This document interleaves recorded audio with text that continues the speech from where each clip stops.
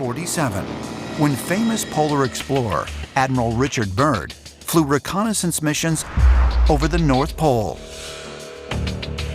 Byrd allegedly reported in his private journal about a mysterious land beyond the North Pole, which he called the center of the great unknown. Admiral Richard Byrd was able to fly to the North Pole and back and recorded flying over lush green areas where none should have been. And then 3 years later, he flew over the South Pole.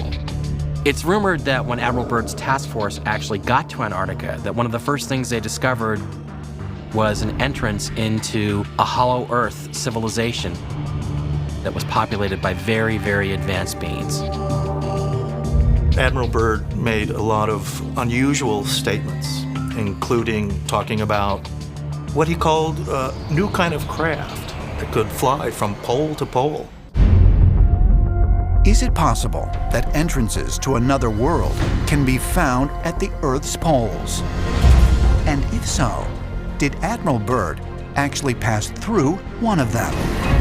According to some ancient astronaut theorists, such gateways do exist. But rather than leading to inner Earth, they may be portals to another dimension.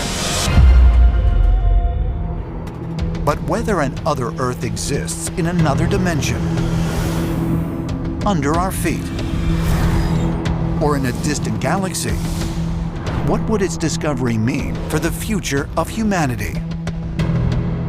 If we were to discover the other Earth, the place we have sought, the missing world, it would be profoundly humbling.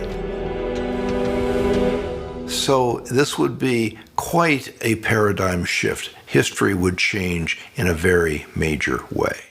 Secret site known as Area 51. The top secret Area 51 military base. Top secret Area 51, the weapons testing range made famous by Hollywood and conspiracy theorists. What's really going on at Area 51? First, I had people go look at the records on Area 51 to make sure there were a set of 9 flying saucers. Months later, he revealed his identity to the world and said the technology he'd worked on was from somewhere else, that it was being taken apart to figure out how it worked. This story is extraordinary, especially if it's true. And it all started in the desert, just north of Las Vegas. A local scientist who's worked at Groom Lake said to be where top secret weapons systems have been tested over the years. He has asked that his identity be shielded. Exactly what's going on up there? What's going on up there could be the most important event in history. Physical contact and proof from another system, another planet, another intelligence. What would happen to you if the government learned that you were giving us this information? He just wanted to stay alive. Maybe this has been kept from us for a good reason. Sir, how do we know you are who you say you are? My name's Bob Lazar. I'm known for working at a classified base and reverse engineered alien spacecraft. It went all over the world.